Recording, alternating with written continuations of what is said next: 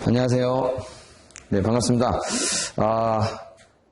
저는 김진수라고 하고요. 이제 전기 기기를 담당하게 됐습니다. 그래서 일단 간단하게 제 소개부터 먼저 드리고 가도록 하겠습니다. 이름은 알려드려야 되니까 일단 이름은 이렇게 됩니다. 그 시험은 나오지 않지만 그래도 우리 저기 기기쌤이 김쌤입니다. 이런 정도는 알아주시는 것도 감사하겠습니다. 자, 우리 그 기기를 이제 처음 만나셨는데요. 이제 본격적으로 강의에 앞서서 우리 기기에 대해서 조금 간단하게 설명을 좀 드리고 이제 그 기초이론이라고 하는 그 교재 15페이지, 자, 이 책의 기초이론. 그래서 우리 기기를 배우는 데 있어서 가장 또 기본적인 거, 우리 이제 단어 하나가 있는데요. 이제 그거 하나 좀 알아보고 시작하도록 하겠습니다. 자, 일단 우리가 그 배우고자 하는 이제 기기는요. 우리가 기자가 너무 많죠. 전기의 기기. 자, 앞에 기자는 주로 회전기를 상징합니다. 그래서 여러분들이 배우시는 그 기기라는 과목 안에는 5개 챕터가 있어요. 그래서 직류기, 그 다음에 동기기, 그 다음 변압기, 자, 그 다음에 유도기, 그 다음 정류기. 이렇게 해서 5개 챕터로 이제 구성이 되어 있는데, 일단 시험에서 나오는 비율은 좀 이따 설명드리고, 우리가 이제 앞에 있는 기자는 주로 대표적으로 누굴 얘기하는 거냐면 회전기라는 거를 상징하는 회전기, 그 다음에 뒤에 있는 기자는 정지기, 이런 거를 상징을 합니다. 자, 그래서 회전기라는 건 뭐냐면 이 기계기구 안에 뭔가 이렇게 움직이는 게 있는 것들은 이제 대부분 이제 회전기라고 그러고요. 알기 쉽게 얘기하면 이제 발전기라든가 그 다음에 전동기라든가 이런 그 기계기구 안에 보시게 되면 우리 선풍기 같은 경우도 이제 전동기, 모터가 이렇게 회전, 그 날개를 돌려주는 거니까요. 이렇게 움직이는 애들이 있는 것들은 전부 다 회전기. 그 다음에 이제 대표적으로 이제 정지기는 우리 변압기. 아시겠지만 그 변압기는 가만히 이제 아무것도 움직이지 않는 상태에서 전기를 바꿔주는 이러한 성질이 있는 게 이제 변압기죠. 그래서 가장 대표적으로 회전기라 그러면 우리 이제 직류기, 그 다음에 동기기, 그 다음에 유도기, 이렇게가 이제 회전기로 들어가는 애들이고요. 그 다음에 이제 정지기라고 하는 것은 아까 얘기했지만 이제 변압기도 있지만 전기의 그 성질을 이제 바꿔주는, 그러니까 교류를 뭐 직류를 바꾼다거나 이런 역할을 하는 이 정류기 소자, 이런 것들도 뭔가 움직이는 애가 없죠. 그래서 가만히 정지해 놓은 상태에서 이제 기기가 이제 움직이고 있는데, 자, 그러면 기기는 이제 전체적으로 이렇게 돼 있고, 그 다음에 이제 직류기라고 하는 것도 크게 전기의 종류는 이제 여러분들 아시겠지만 이제 직류가 있고 교류가 있는데, 여긴 교류라는 말을 하나도 안 했어요. 하지만 이 동기기라고 하는 말이 일종의 교류기를 얘기합니다. 그래서 왜 동기라는 말을 썼냐면 나중에 이제 기기 수업을 듣다 보면 그 동기 속도라고 하는 개념들이 나올 거예요. 그래서 동기 속도란 이 동자는 같을 동자고요. 기자는 주기할 때 기자인데 주기가 항상 같다, 이런 의미의 이제 동기, 이런 말을 씁니다. 그래서 첫 번째가 이제 직류에 대해서 배우는 거예요. 그래서 여러분들이 그 회로이론 같은 경우도 우리 수업을 듣다 보면 앞에 파트는 직류에 대한 내용들이 나올 겁니다. 근데 조금 넘어가다 보면 교류에 대한 내용이 이렇게 또 등장을 하죠. 자, 그러면 자, 이 직류기 안에도 다시 우리가 전기를 사용하기 위해서는 이제 일단 가장 먼저 전기를 만들어내야 될 거 아니에요. 그래서 이 안에는 이제 발전기라고 하는 애가 하나가 있겠죠. 그 다음에 우리가 기본적으로 전기를 사용하게 되는 그래서 아까 얘기했지만 이제 모터, 이런 이제 전동기라고 하는 것들이 또 있습니다. 그래서 기기 안에는 다 이제 여러 가지가 있지만 이 직류기라고 하는 이제 직류라고 하는 거를 사용하고 만드는, 그래서 발전기와 전동기, 뭐 아시겠지만 얘는 이제 제너레이터에 G라고 쓰고요, 모터라고 쓰겠죠, 이렇게. 그래서 이 두 가지를 통틀어서 우리는 뭐라고 한다, 직류기라고 하는 거고요. 자, 여기 있는 애들을 통틀어서 회전기와 정지기를 합쳐서 우리는 이제 총칭으로 뭐라고 하냐, 기기, 이렇게 얘기를 하는 거예요. 그래서 여러분들이 이제 공부하실 때 내가 이제 이런 거를 공부하는 거구나, 이게 그렇게 이제 배워 나가시는 거고, 그 다음에 이제 발전기에 대해서 딱 뭐 종류를 배운다고, 뭐 물론 종류도 있죠. 종류도 있는데 발전기가 이제 어떻게 전기를 만드는지, 그 다음에 이제 전동기에 있어서는 어떤 요소가 좀 중요한 건지. 그래서 뭐 간단하게 뭐 얘기를 해드리면, 발전기 같은 경우는 이제 전기를 얼마나 많이 만들어내느냐, 전기를 얼마나 일으키느냐, 이게 이제 중요해서, 발전기에서는 주로 이제 유기기전력 또는 이제 유도기전력이라고 하는데, 기전력이 즉 전기를 일으키는 힘을 기전력이라고 해서요. 이 유기기전력이 얼마나 많이 만들어지느냐. 자, 그 다음에 우리 전동기라고 하는 이 파트에서 좀 중요하게 보셔야 될 거는, 전동기는 물론 이제 회전을 하는 애인데요. 얼마의 힘을 갖고 회전할 거냐. 여기서 이제 중요한 거는 토크라고 하는 일종의 회전력이라고 하는 게 있습니다. 그래서 요 이제 두 가지를 여러분들이 이제 중점적으로 배우실 거고, 물론 이제 여러 가지 이 내용 말고도 발전기의 특성이라든가 전동기의 뭐 속도 특성이라든가 이런 것들도 같이 배우실 수 있어요. 자, 그 다음에 문제로 거의 몇 문제 정도 나오냐? 보통 우리가 그 기사나 산업기사 시험에서 나오는 문제가 아시겠지만 과목별로 이제 20문제라는 걸 아실 거예요. 근데 그 중에 직류기가 나올 수 있는 문제 유형이 보통 한 3개. 뭐 많이 나오면 뭐 4개 정도 나올 수 있는데, 보통은 한 3, 4개 정도 이렇게 잡아요. 뭐 진짜 많이 나오면 뭐 4개 정도까지 나올 수 있어요. 근데 직류기에서 나오는 이 내문항은 다 맞추셔야 돼요. 웬만해서는. 그래서 어느 정도 아시면 되겠고, 그 다음에 동기기는 이제 교류기인데요. 이 교류기에도 또 뭐가 나눠지냐? 발전기하고 전동기하고 또 이렇게 나눠지는 거예요. 그래서 대부분 이제 그 발전기의 특성이라든가 전동기의 특성을 직류기 파트에서 배우시면 나중에 이제 교류기로 가서는 그닥 뭐 크게 어렵다고는 하지 않고, 전기를 일으키는 원리는 똑같습니다. 근데 하지만 이제 구조적인 거라든가 이런 것들이 좀 달라지고요. 직류는 이제 여러분들이 또 회로나 이런 그 전력공학 이런 걸 배우다 보시면, 전력은 사실 이제 직류에 대한 건 잘 안 나오겠지만 교류에 대한 또 삼상에 대한 또 이런 얘기들이 나옵니다. 단상과 삼상 또 이런 얘기들이 나와서 동기기도 마찬가지, 단상을 만드는 발전기도 있고 삼상을 만드는 발전기도 있지만, 우리가 배우는 발전기는 이제 삼상을 만드는 발전기. 그래서 보통 이제 RST 뭐 이렇게 또 얘기를 하는데, 자, 그거에 대해서 배울 거예요. 자, 그럼 보통 이 동기기 파트도 한 3개에서 평균적으로 한 4문항 정도가 출제가 됩니다. 그래서 문항이 사실 뭐 많이 나오면 많이 나온다고 치는 건데, 얘네보다 좀 더 나오는 애들이 이제 유도기하고 이제 변압기, 여기가 좀 중요하거든요. 그래서 여기는 진짜 많이 나오면 보통 몇 문항 정도 나올 수가 있냐면 5개에서 6개, 합쳐서 5개가 아니라 각각 5개에서 한 6문항 정도? 그 정도 나올 때도 있고, 평균적으로는 한 5문항 정도? 그래서 좀 적게 나오면 4개 정도 나올 수 있어요. 4개에서 5개. 4개에서 5개. 이렇게 각각 본다면, 보통 뭐 한 변압기에서 한 5개, 뭐 유도기에서 뭐 한 4개, 뭐 이런 정도로 이제 나올 수도 있고, 아니면 이제 반대로 변압기에서 4개, 유도기에서 5개, 이렇게 나올 수도 있으니까요. 이건 이제 어디까지나 꼭 이렇다는 건 아니고 참고를 좀 하시라는 말이고, 그 다음에 이제 유도기는 사실 유도 발전기도 있고 유도 전동기도 있는데, 우리가 배우는 거는 여기서 이제 유도 전동기 위주로 많이 배울 거예요. 유도 전동기, 인덕션 모터라 그래서 뭔가 이제 똑같은 회전기지만 원리가 조금 다르다. 이 직류기나 동기기에서의 이 회전기가 돌아갈 때 이 전동기가 돌아가는 원리하고 유도 전동기에서 이제 그 전동기가 회전하는 원리가 조금은 이제 달라요. 그래서 그 원리에 대해서 우리가 이제 배울 거고, 그 다음에 이제 변압기는 뭐냐면 얘는 정직이죠. 그래서 전압의 크기를 바꿔주는, 그래서 보통 주상 변압기도 있고, 그 다음에 저 밑에 묻어놓는 땅 속에 있는 이런 변압기도 있죠. 그래서 옛날에는 주상 변압기를 많이 볼 수 있었는데 이게 도시의 미관을 또 해친다. 그래서 물론 이제 골목이라든가 주택가 이런 데는 주상 변압기가 있죠. 근데 이런 큰 도심에는 주상 변압기보다는 이제 아래쪽으로 좀 매설을 했죠. 그래서 큰 함을 우리가 이제 지나가다 보면 길거리에 이렇게 큰 상자를 좀 보실 수가 있을 거예요. 그래서 거기에 변압기라고 TR이라고 또 표시가 되어 있으니까. 자, 그 다음에 이제 정류기. 정류기는 보편적으로 2개에서 한 3문항 정도 나옵니다. 그래서 뭐 딱 뭐 이렇게 개수를 다 맞춰서 나온다는 건 아니지만 평균적으로 보면 이 정도 문제 개수가 좀 출제가 되고 있다.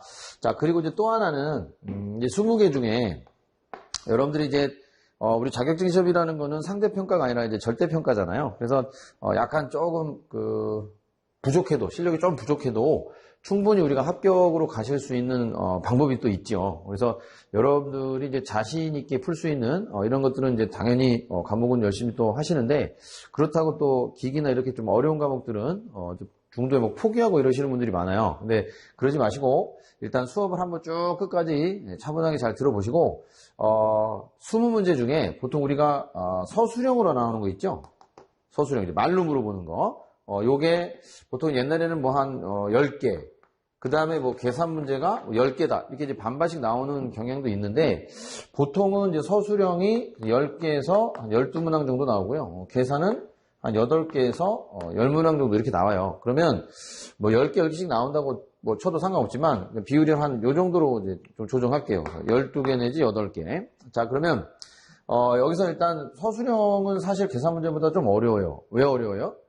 계산은 이미 공식이 다 정해져 있는 거예요. 그래서 그 공식에다가 막 숫자를 대입해서 푸시면 되는데, 아니면 계산기 있으니까 계산기로 계산하시면 되는데, 이 서술형 문제 같은 경우는 이제 옳으냐 옳지 않으냐 이걸 여러분들이 이제 보기를 보고 분별을 하셔야 되기 때문에 이런 각각의 기기들에 대한 특성을 제대로 이해를 하지 못하면, 이건 이제 이해를 해야만 문제를 또 푸실 수가 있는 거예요. 근데 우리 수업은 제가 이제 주로 이해 위주로 좀 이렇게 가려고 합니다. 그래서 이제 무조건적인 암기보다, 물론 무조건적으로 암기를 해야 되는 것도 있는데, 그 무조건적인 암기보다는 어느 정도 좀 이해를 바탕으로 하는 암기, 이게 좀 더 좋죠. 그래서 우리는 이제 이해 위주로 갈 건데, 그러니까 자 봐봐요. 자, 계산 문제는 일단 8개가 나오는데, 이게 제가 과정마다 어떤 공식들이 있다, 이 공식은 반드시 외우셔야 된다, 굉장히 좀 중요하다, 이걸 강조를 많이 할 거예요. 그래서 공식이 뭐 예를 들자면 유도전동기와 관련된 공식이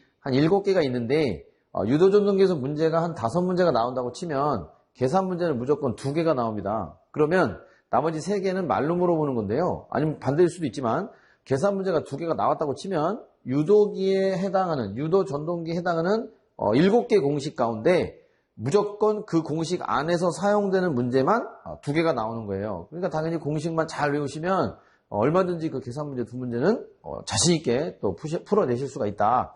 자, 그러면 그와 같은 방식으로 따진다면, 자, 만약에 계산 문제 8개가 나왔다. 그러면 공식을 잘 이용해서 문제를 푸실 수 있는 것들이 내가 확실하게 풀 수 있는 게, 예를 들어서 8개 중에서 6개 정도는 내가 확실하게 이거는 맞췄다. 자, 그러면 이제 2개가 부족한데, 자, 그건 이제 떠나서, 자, 일단 6개 확실하게 맞았다는 거는, 일단, 과락을 면할 수 있는 쪽으로 이제 가는 거예요. 그러면 6개는 확실하게 맞추시고, 자, 그 다음에 서술형 이제 12개 중에, 자, 아무리 못해도 절반 정도는 맞으셔야죠. 그래서 공부를 한 시기도 있고, 어느 정도 내용도 이해 위주로 이제 한다고 했으니까, 자, 12개 중에서, 아무리 못해도 몇 개 맞추실래요? 본인들이 이제 스스로 생각했을 때, 저는 6개 맞췄으면 좋겠는데, 이 6개를 또 맞추기가 또 힘들단 말이에요, 사실은. 그래서 여기서 못해도 한 5문항 정도만 확실하게 맞춰준다면, 5개만 확실하게 맞춰준다면, 이 5개, 6개 합치면 이게 총 몇 개가 돼요?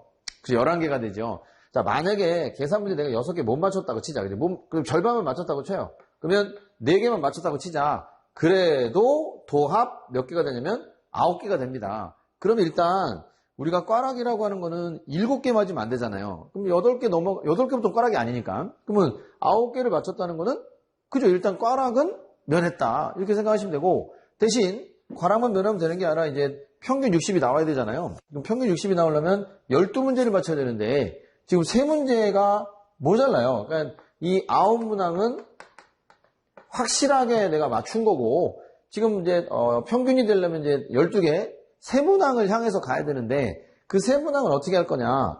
자, 9개를 확실하게 맞췄다는 거는 지금 11문항은 내가 모르고 있는 거다. 11문항은. 그럼 이 중에서 내가 몇 개만 맞추면 돼요? 3개만 맞추면 되니까 3개, 그죠? 11개 중에 3개 못 맞추겠습니까? 모르는 문제니까 당연히 못 맞추죠. 근데 우리가 아까도 얘기했지만 자격증 시험은, 그죠? 이제 상대평가가 아니라 절대평가. 근데 무조건 그 점수만 되면 되는 거니까. 자, 그럼 이 11개를 어떻게 해야 돼요? 모르는 거야, 이건. 근데 11개를 빈칸으로, OMR카드 빈칸으로 두고 나오실 수는 없잖아. 그럼 어떻게? 그렇죠, 이제. 1, 2, 3, 4 찍어야지. 그럼 찍을 때 찍더라도, 에이, 모르겠다. 그냥 한 번으로 11개를 쫙 내일 긁는 거야, 그냥. 한 번으로. 똑같이. 1, 2, 4, 2, 2, 3, 2, 1, 뭐 이렇게 이제 왔다 갔다 찍는 게 아니라, 그냥 3, 3, 3, 3, 3, 3 이렇게 찍어요. 그러면 그 11개 중에 못해도 몇 개는 나올 수 있냐? 아니, 못해도 하나는 나오겠지, 설마. 그럼 하나 나오면 그냥 10개 되는 거야, 10개. 그래서 일단 절반 이상만 맞춰주면, 기기에서 절반 이상만 맞춰주면, 20개 중에 10개 정도 맞춰주면, 그죠? 이제 다른 과목에서 커버가 되는 것들이 있죠. 그래서 여러분들이 열심히 또 공부하다 보면 뭐 전기 설비 기술 기준이라든가, 그 다음에 아니면 뭐 회로 이론이라든가 이런 데서 또 평균 이상이 또 나올 수도 있단 말이에요. 그러면 그렇게 해서 하나 내지 여기서 두 개만 나와준다면 9문항과 2문항을 합치면 이제 총 11문항이 됩니다. 그러면 어느 정도 평균에 도달할 수 있는 거고, 이거는 지금 제가 최소로 잡은 개수예요. 그러니까 최소로 8개 중에 4개 맞췄다. 이건 정말 최소죠. 자, 그 다음에 12개 중에 절반도 안 되는 거 맞췄다. 이거는 거의 공부 안 하고도 이렇게 맞출 수 있어요. 네? 그러면 이거는 어쨌든 최소로 잡은 개수니까 여기에 여러분의 노력만 조금만 더 가미만 된다면, 조미료 양념만 쳐지면 충분히 평균 12개 이상은 기기에서 나올 수 있다. 여러분들 아시겠지만 이제 뭐 모든 과목들이 다 물론 어렵죠. 어렵지만 기기가 특히 이 과목을 좀 이해하시거나 하는데 조금 더 어려우실 수가 있어요, 사실은. 근데 이런 능력도 여러분들도 갖고 계시기 때문에 아무튼 12개 이상을 목표로 하시되 12개 안 됐다 하더라도 너무 속상해하지 마셔라. 다른 과목에서 충분히 커버가 될 수가 있고, 그리고 이제 기기는 사실 예전부터 절반 정도 맞추면 성공했다, 이런 표현들을 많이 쓰거든요. 그래서 한 10개 내지 12개를 목표로 일단 공부는 하시는데, 그렇다고 10개, 12개만 맞추면 안 되죠. 물론 이제 만점을 목표로 가셔야 되겠지만, 만점을 받기는 사실 상대적으로 어렵습니다. 자, 그러니까, 일단, 이 정도로 이제 시험에 합격할 수 있는 방법, 그 다음에, 지금 이제 기기를 어떻게 이제 공부를 해야 되는지 좀 이따 또 차차 얘기를 또 해드릴 거니까, 아무튼, 제가 시키는 공식, 그 다음에 서술형, 제가 외우라고 하는 거, 자, 암기하세요. 이건 암기하세요라는 말 뭐 쓰면 안 되는지도 모르겠지만, 어쨌든 숙제하세요 이러면 무조건 암기하고 숙제하셔야 됩니다. 그러니까 이거는 진짜 목표의식이 딱 있으셔야 돼. 아셨죠? 그러니까 철저하게 복습도 잘 하셔야 되고, 하여튼 저만 믿고 기기는 하여튼 뭐 잘 따라와 주시면 되고, 만약에 이제 뭐 하루 정도 동영상 안 보고 걸러갔다 그러면 그 다음에 반드시 우리가 또 복습, 동영상 보시면서 복습도 반드시 또 해주셔야 됩니다. 자, 그러면 이제 내용 설명은 이 정도로 마무리하고요. 자, 여러분들 그 15페이지에 자, 이 책의 기초이론이다라고 이제 설명이 나오는데, 15페이지 기초이론. 자, 여기서 이제 여러분들이 이제 알고 가셔야 될 단어가 하나 있어요. 자, 첫 번째가 자속이라고. 자속이다. 그래서 얘를 뭐라고 써놨느냐? 자력선의 연속적인 선이다. 이렇게 이제 써놨습니다. 그러면 자력선이라는 게 뭐냐? 자, 조금 이따 얘기하고. 자, 거기 기호가 있죠? 자, 우리 자속의 기호는 이렇게 쓰고, 읽을 때는, 그죠? 파이라고 읽으시면 되고, 그 다음에 이제, 단위가 있죠, 단위. 자속에도 단위가 있어요. 그래서 단위는, 이렇게 써서 읽을 때는 웨버라고 읽으시면 됩니다. 자속은 파이라고 쓰고, 웨버라고 읽는다. 그러니까, 단위는 웨버고, 기호는 파이라고 쓰는 건데, 자, 그럼 여기서 이제 이 자력선이라고 하는 게 있는데, 이 자력선이 연속적인 선이라는 게 뭐냐라고 하면, 우리 자력선은 어디서 발생하느냐? 자석에서 발생해요. 자석. 자, 그래서 여러분들 거기 그 두 번째 보시면 자석이라는 내용이 나올 텐데, 자석. 근데 우리 기기에서 사용되는 자석은요, 영구자석을 쓰는 게 아니라, 물론 영구자석 쓰는 것도 있지만 대부분 전자석을 많이 써요. 그럼 전자석이라는 게 뭐냐? 예를 들어 여러분 이런 거 아니죠? 이런 이제 쇳덩어리예요. 예를 들어서 이런 이제 못이 있다고 칠게요. 못. 이게 철이죠, 철. 철이라는 이제 못이 있는데, 자, 얘는 평상시에는 그냥 철일 뿐이에요. 근데 이걸 갖다가 우리가 이제 자석으로 만들기 위해서 이렇게 주위에다가 뭘 감아서 코일을 감아요.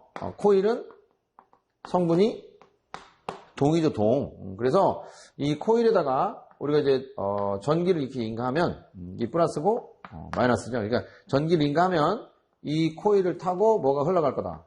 그렇지, 전류가 흘러가죠, 전류가. 그러면 우리가 이제 전류가 이 코일 주위를, 철 주위를 이 코일을 타고 가면서 이제 뱅글뱅글 돌기 시작해서 이렇게 빠져나올 거예요. 그러면 보통 우리가 이제 뭐 암페어의 오른손 나사 법칙이다라고 해서 다 배울 건데, 보통 이렇게 그 막대자석 이런 경우에는 이제 요 엄지가 뭐예요? 엄지가 이제 자장의 방향이고, 요 이제 감기는 게 뭐 이렇게 뭐 이게 감아놨다 그러면 코일이 이렇게 회전하는 코일에 대해서는 이 4개 손가락이 이제 전류의 방향이고요.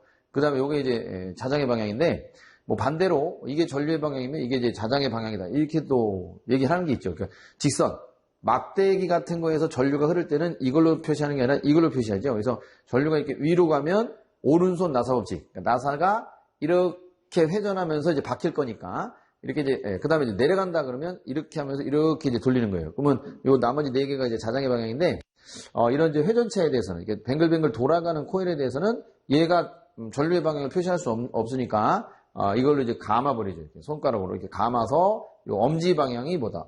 이게 이제 자속이 진행하는 방향이에요. 그러면 결과적으로 이 전자석이라는 거는 아무런 역할도 못했던 이 쇳덩어리가 결과적으로는 이 전기의 힘에 의해서 전기적인 성질에 의해서 자석의 성질을 띨 수 있다. 그러면 이 주위에 뭐가 생기냐?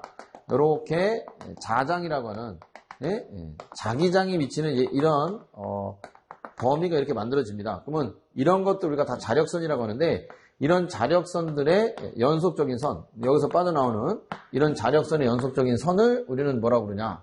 자속이다라고 얘기를 합니다. 이게 파이. 그래서 우리 여기서 하나 딱 여러분들이 좀 알고 가셔야 될 건 뭐냐면 우리가 기기에서 사용되는 자석은 다 전자석인데 전자석의 형태는 어떻게 생기느냐라고 하면 철과 코일의 형태로 생긴 애다. 그래서 이 코일에 전기만 흘러준다면 요 쇳덩어리가 무슨 성질을 띠게 돼서 자석의 성질을 띠게 돼서 이 자석에서 발생하는 요 자속이라고 하는 이 자력선에 대한 영향을 가지고 우리가 이제 발전기는 전기도 만들고 전동기는 회전자 모터도 돌려주고 그리고 변압기는 이 자속을 이용해서 전기의 세기를 바꿔주고 이런 역할을 하는 게 이 기기다라고 생각을 하셔야 돼요. 그래서 일단 여러분들 여기서 이제 하나 숙지할 거는 우리 전기 기기에서는 이 자속이라고 하는 게 없으면 절대적으로 우리가 기기를 이해할 수는 없다라는 걸 하나 좀 기억을 하시고 거기 이제 책에 보시면 우리 대부분의 기기는 이제 전자석이고요.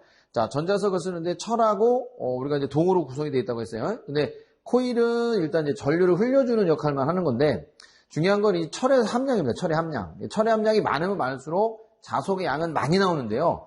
문제가 되는 게 있어요.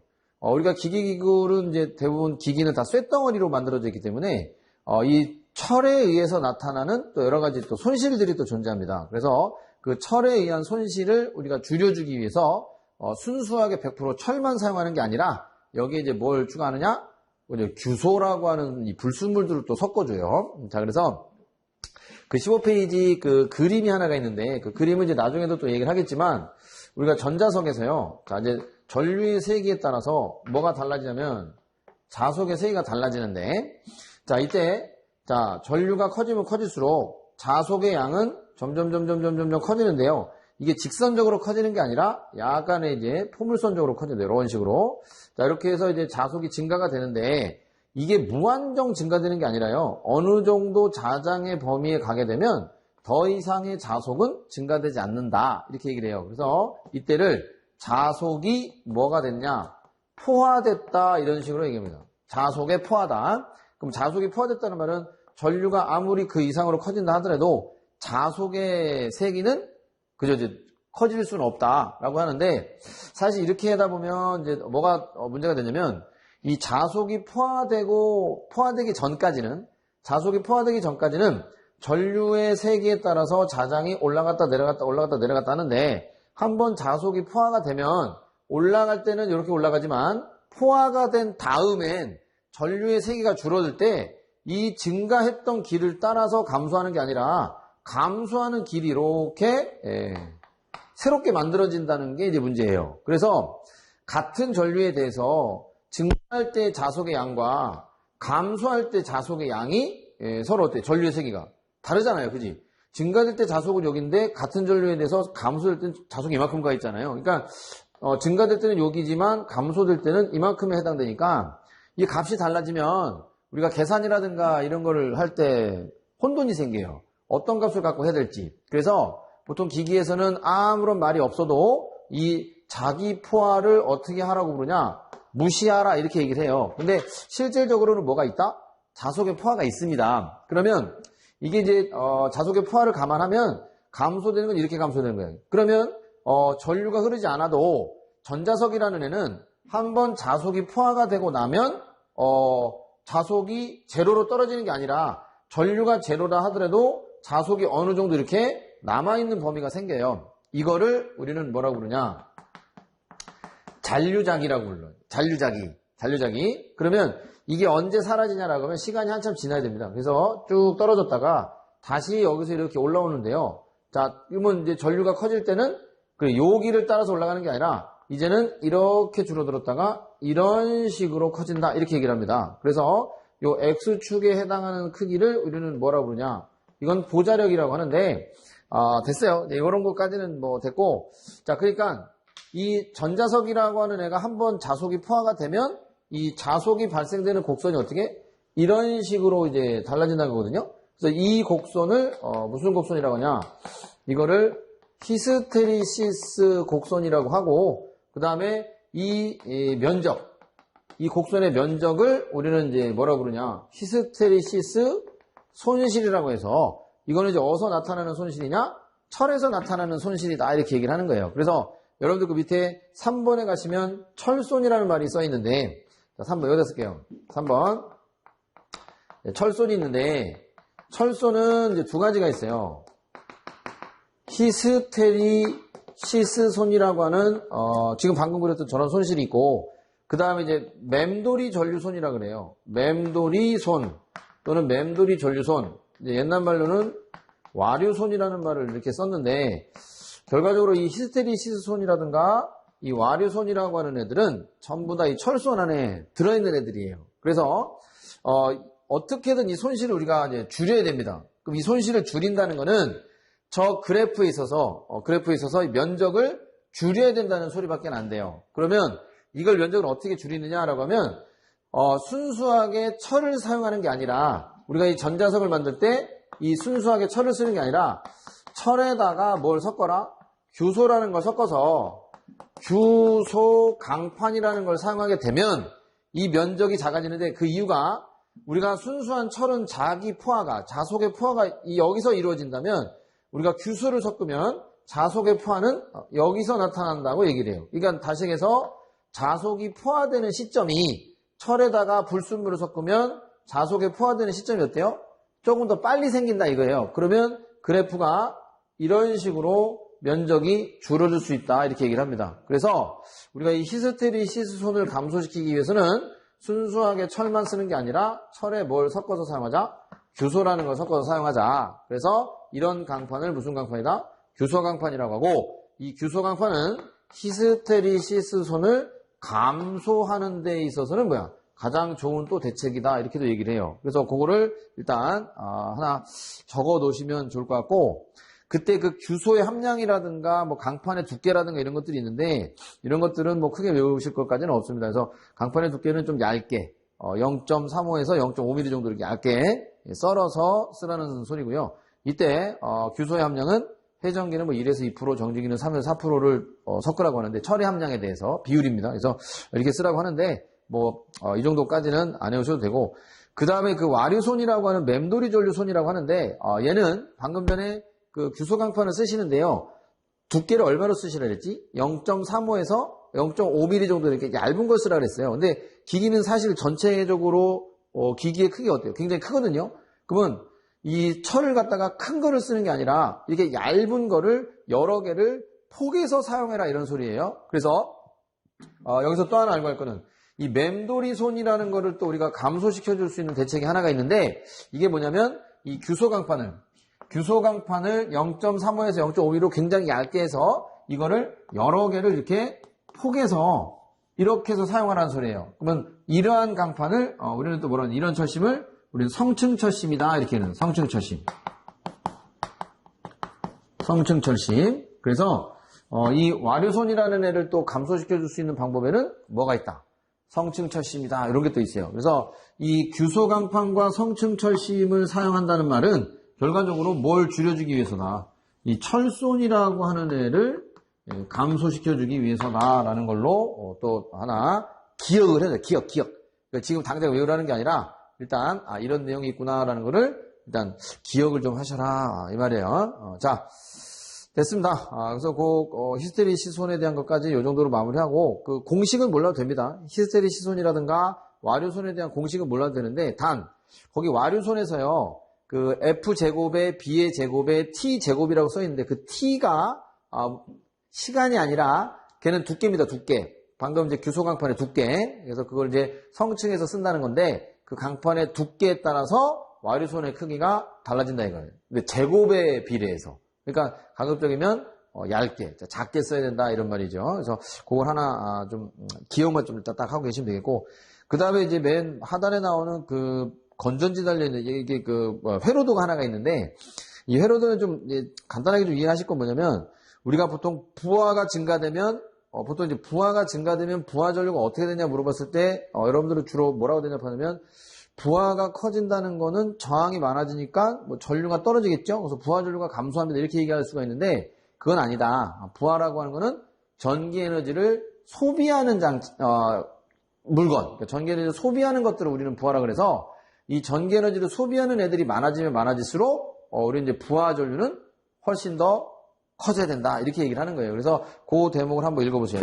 그래서 부하가 증가되면 부하 전류 증가, 부하가 감소하면 부하 전류 감소. 그래서 보통 우리가 이 회로도의 모양에서요, 우리 이 부하에 나타나는 단자전압, 그러니까 부하에 나타나는 단자전압 V라고 하는 값을 V를 갖다가 계산해봐라 그러면, 자, 스위치를 닫으면 당연히 뭐가 흐르겠어요?